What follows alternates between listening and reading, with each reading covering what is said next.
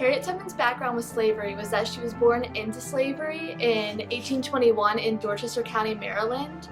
And so she grew up just involved in this, so that's why she wanted to get out. And she just knew how hard it was for slaves to go through this, and that's why what inspired her to really get started with the Underground Railroad. The Underground Railroad was a channel network of ways that slaves could escape to freedom going north or going to Mexico. So Harriet Tubman was one of the biggest proponents of getting slaves through on that way. Harriet Tubman's role in the Underground Railroad is she served as a leader for leading other slaves through the Underground Railroad because she personally had done it herself. So she knew the routes and all the different pinpointed directions that they needed to go. So she was able to be that leader that they needed to get through the process.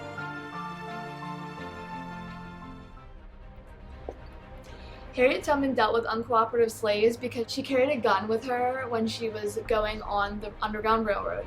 And that was just to really keep protection for all of them, because she knew if someone were to speak up or they were to be heard, then no one would be able to be saved from slavery. She knew that for it to be a successful process, she would have to keep it quiet and be very discreet, which is why she was so accomplished in that respect.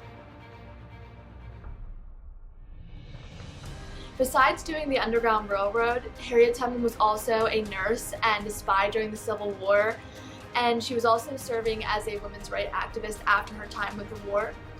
So she was just a very big proponent of women's rights, and she worked to have a wash house, and that's what she used her money from the Civil War to do, this wash house for the women, so that they could have a trade that they could have after leaving slavery, because they didn't have any skills.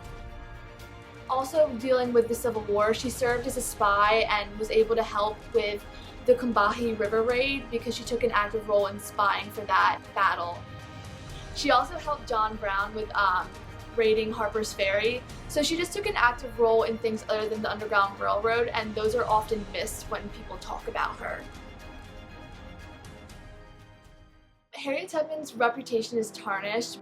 She didn't write anything down because she was illiterate. Obviously, she was a slave for most of her life at that point. So she couldn't prove and write down the things that really happened on the Underground Railroad or other things that she did. So there's even debates over how many slaves did she actually save and just what she actually accomplished, because there is no solid proof. Also in 2013, the rapper Russell Simmons made a YouTube video titled "The Rape of Harriet Tubman," and he was trying to make this point that Harriet Tubman had blackmailed her owner by filming their sexual encounter to try to get leverage and further her causes, but this was false.